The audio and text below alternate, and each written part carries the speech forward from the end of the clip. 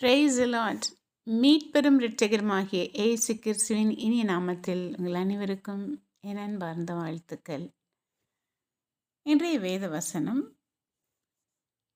லூக்கா 12ஆம் அதிகாரம் 25ஆம் வசனம்.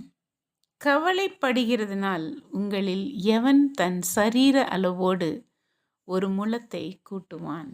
அல்லேலூயா. Who of you by worrying can add a single hour to your life? எவ்வளோ அருமையான ஒரு வசனம். நம்மிடத்தில் கவலை உண்டு. நாம் எதற்கெல்லாமோ கவலைப்படுகிறோம். ஆனால் அந்த கவலைப்படுகிறது மூலமாக நம்முடைய சரீர அளவை நாம் ஒரு முழத்தை கூட்டவோ குறைக்கவோ கண்டிப்பாக முடியாது. இந்த உண்மை நமக்கும் தெரியும்.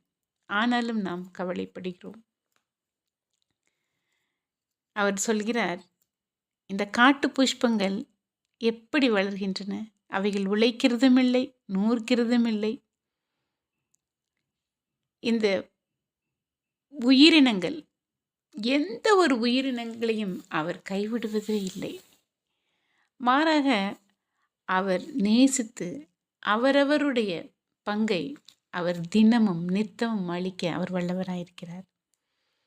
அவர் கூறுவது என்னவென்றால், தேவனுடைய ராஜ்யத்தை தேடுங்கள், அப்பொழுது இவைகளெல்லாம் உங்களுக்கு கூட கொடுக்கப்படும்.